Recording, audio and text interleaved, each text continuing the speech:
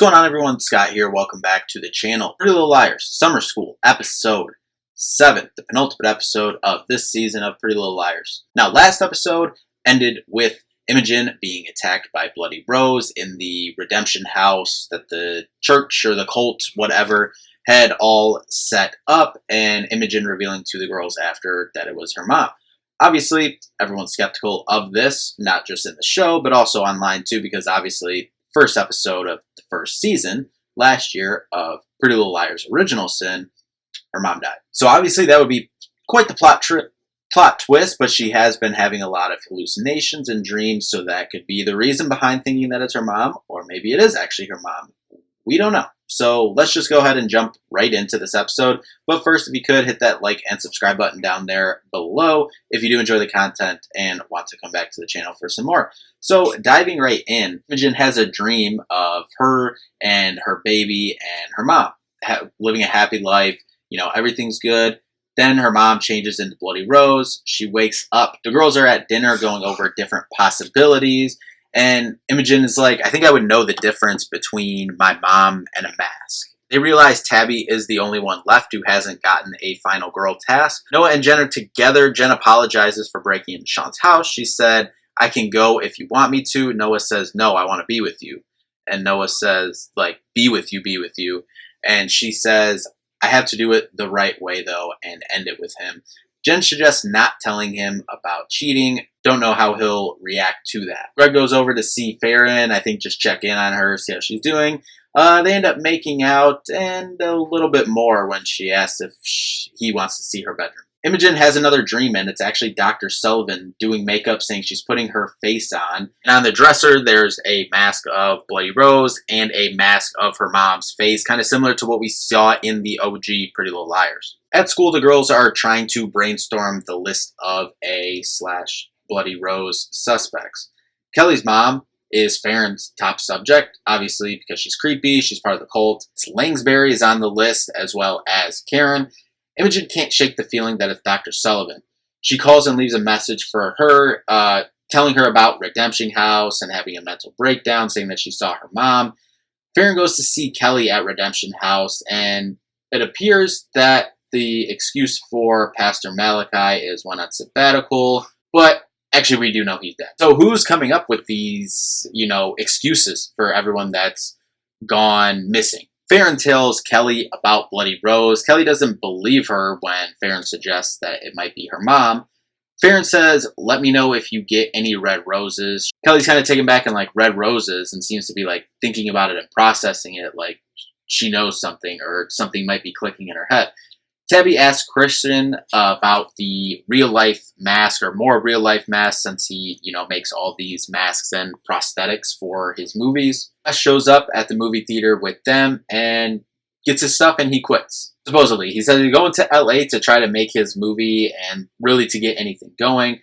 Recommended that they both be co-managers. Wes apologizes to Tabby and Christian. Then we see Noah break things off with Sean. He's obviously confused. She says it doesn't feel the same as it used to. Sean's like, I don't know what I'm supposed to say to this. What else is going on, he asks. She says nothing. Believe there's going to be more on this later, though. I feel like we should have just been honest here, though, for Noah. I just think this could probably come back, hurt her in the long run. Kelly says that Miss Quinn, who is Sandy's mom, the chick from the church earlier in the season that we saw Bloody Rose kill, she said that Sandy's in Millwood. And apparently she's been texting her mom every night, checking in. Sandy's mom was like, where are you? And Kelly was like, oh, I'm in Rosewood with some family. And she's kind of like confused, like how is she texting every night saying she's in Millwood, but she's not in Millwood, that she was supposedly, out at a family's, I forget, I think that was her excuse, that she was at a family's place. Again, pose the question, who's making these alibis and excuses for the people that, obviously it's Bloody Rose that's, making it, but is it just one person? Is it multiple people coming up with all this? I don't know. We saw Mona Vanderwall do it all in the OG PLL. And then also, side note too, this was kind of more of a discussion after the show, but Kelly's saying she has family in Rosewood. Could that possibly be a connection to the OG PLLs? I saw some people talking about what if she's like a cousin of the De Laurentises or a cousin of Hannah. I would love any of that, anything to bring any of the OG PLLs into Season 3, should we get lucky enough to get a renewal for Season 3. At the pool, Farron's boss, the coach, says that the dude that she fired earlier in the summer for falling asleep on the job and someone drowning, or almost drowning, should I say, before Farron jumped in and saved the kid, that the guy has followed a wrongful termination suit. The coach recommends she talks to a lawyer. Tabby and Christian are talking about film, something they see on the computer, images of Bloody Rose. A guy shows up, says he's a film scout for a movie, a horror picture. Tabby says, it's not about the Millward Massacre, is it? He's like, I can't say. Imogen goes to see Dr. Sullivan, tells her about being attacked and someone wearing a mask of her mom. Runs down the whole story of Bloody Rose, Archie Waters skinning his mom's face, and she says, I think it's you. Dr. Sullivan is obviously taken back, and Imogen's like, stop analyzing me and convince me you're not Bloody Rose. Apparently, Dr. Sullivan met Archie a long time ago. Obviously, we found out last episode, I believe it was, that Dr. Sullivan had treated Rose Waters in Radley back in the day, but Dr. Sullivan says she met Archie a long time ago. Rose was talking about her son in a cage that she left behind. Dr. Sullivan was curious, went to see Archie, who had broken out of the cage, and she saw him as he came up behind her and scared her. In the house, Rose Waters was discharged, and she moved on. And that was the last that Dr. Sullivan knew of Rose Waters or Archie, from what it seems like. She felt like he was always still out there, though, following her. She had a son, Sebastian, went out for a jog at dusk and Archie killed him, is what she believes. She said mother's intuition, knowing that Archie killed her son. That was her connection to the case of how she explained it to Imogen. Also, too, rewinding back Season 2, I believe it was, of the OG PLL, the Mona reveal of A. We see Dr. Sullivan come in. If you remember, I believe it was all in Season 2 that this happened. We saw Dr. Sullivan leave for a period of time, and she said that someone threatened her family, I believe. Maybe she did say son. I think she said family. So there's a parallel there, connection, and that could obviously be talking about the same instance in terms of giving a timeline. Kelly goes outside at her house and sees her mom attending to red roses. Her mom says that Pastor Malachi took the call from Sandy's mother that she was going to be out of town. Her mom wants to take some red roses to her sister's grave tomorrow. Someone comes in Mouse's store selling a laptop. The kid has a cut on his head. So she naturally opens up the computer, and it's about the reckoning where whoever is behind Spooky Spaghetti was getting everyone to cut their forehead for this reckoning that will be coming up. A riot or ceremony when Archie's execution date is announced is a possibility, what they talk about. Mouse feels responsible and is like, I gotta stop this. Puts a video on the site with her face blurred pretending to be Angela Waters, saying no more tears or blood for us, and basically stop all of this right now. Farron's mom says she's strong enough and tough enough to fight this situation with her coach and the wrongful termination suit and get through this. Sean is working out, seems like back at his parents' house, and seems to be putting 2 to 2 together in his head about Noah and Jen. Tabby and Christian are reading up about the movie on the Millwood Massacre, and basically, in Christian's words, how they are whitewashing it, with Sydney Sweeney and Emma Roberts playing in the movie. Tabby's like, yet again, I'm being erased. A story about her that they've lived through, and, someone else is changing the story or making it in their own way. Imogen tells Johnny about Bloody Rose and thinking it might be her therapist. She said, I want to believe Dr. Sullivan, but she can't find anything about her son. Johnny says, do you want to spend the night knowing you're safe here? Imogen tells Tabby she's staying at Johnny's. Tabby's like, oh, okay. Tabby starts to ask Christian the same thing, if she can stay the night there. And he's like, if you're comfortable, of course. He's like, you can have my bed. I'll sleep on the floor or the couch. She's like, we'll figure that out later. But first, I got something pretty big to tell you, and seems like going on to tell him about Bloody Rose. Tabby's like, I'll text my mom and tell her we're all sleeping over at Farron's. Mouse checks Spooky Spaghetti and sees that people figure out it's her and talking about her grandma being a sacrifice and how it's all fake and whatnot. Tabby walks into the movie theater and sees West is directing the movie with Chip.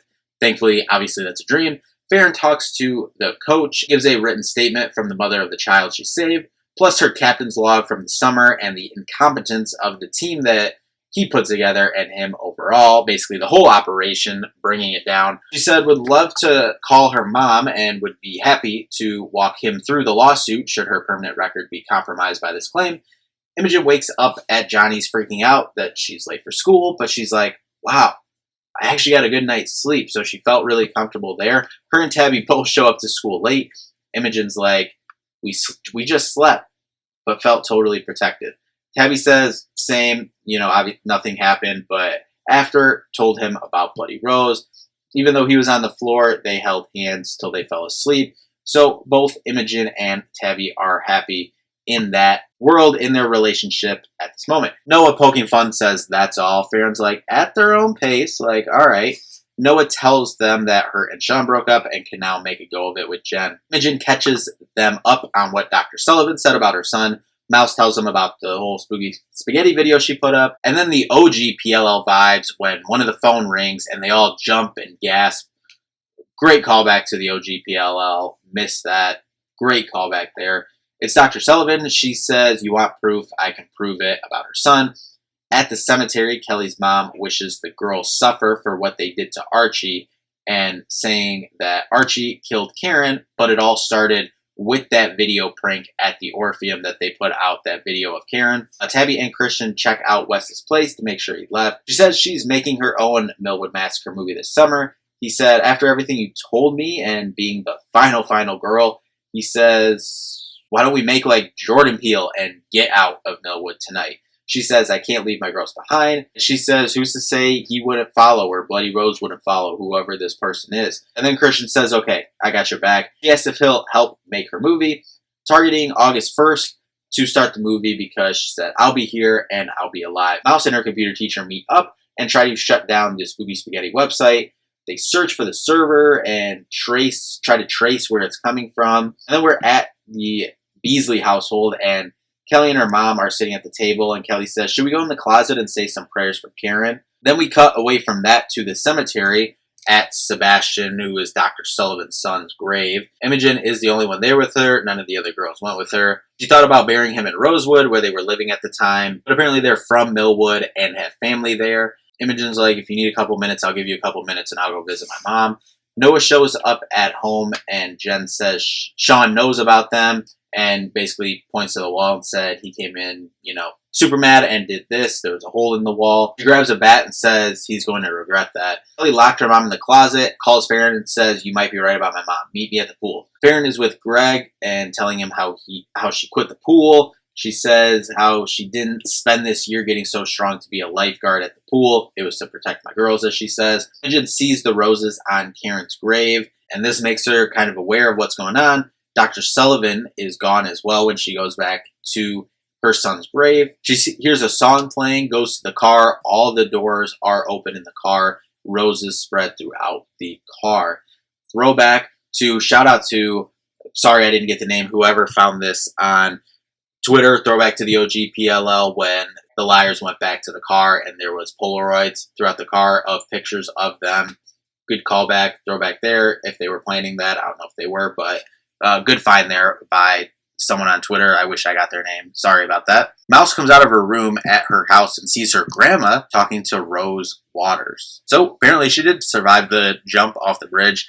Farron gets home and sees Kelly's message as a voicemail, turns around, runs right out the door to head back to go to the pool. Bloody Rose shows up behind Kelly at the pool. Noah shows up and destroys Sean's car with the bat. He said, you had so many opportunities to tell me the truth. And Noah says, if you come within 50 feet of me or Jen, I'll do what I just did to your car to you. Farron shows up at the pool, sees Kelly floating in the water, presumably dead. I'm assuming that's what we're supposed to believe here. And then she turns to her left and sees Bloody Rose hitting the fence with her knife. And so that's the end of the episode.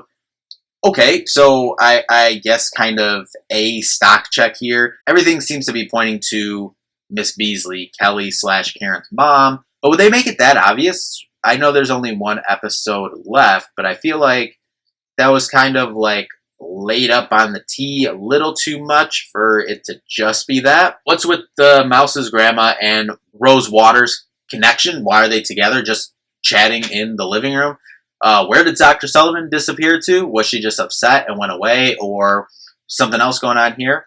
We still didn't get a Tabby final girl moment in this episode, so I'm assuming that'll be saved for next week. Obviously, she's the only one left. Honestly, that makes me feel more nervous for Tabby in terms of Christian possibly being involved. Somehow, some way, I hope they don't, especially everything with Chip from last season, but considering she hasn't had her final girl moment and, that's her significant other, someone who she's close to, I don't know. I'm nervous that Christian is involved in this. Obviously, he was outside, though, when Bloody Rose attacked Imogen in the house.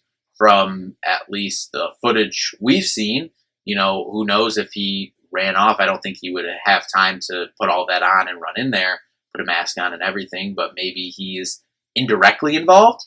Maybe the Imogen's dad fiance train that I was kind of on at the end of last episode might be slowing down. No mention or references to her here. Mrs. Beasley is still creepy either way, whether it's just fully her or she's just somewhat involved or if she's just a creep.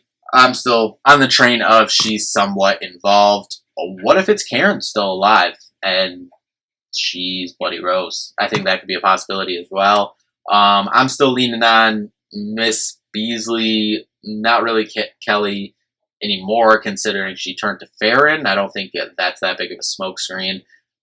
So Miss Beasley, top of my list right now. Christian, unfortunately, I think might be involved. And then Dr. Sullivan. I've said all season this sort of red herring, but still acting a little creepy. I believe her story personally, but what if the story's true, but she's still somewhat involved with something?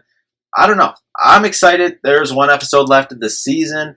Definitely wish there was more episodes, but be excited waiting till next Thursday for the last episode of the season and hope that we get a season 3. But anyway, thank you all so much for watching. I'll see you in the next one. Peace out.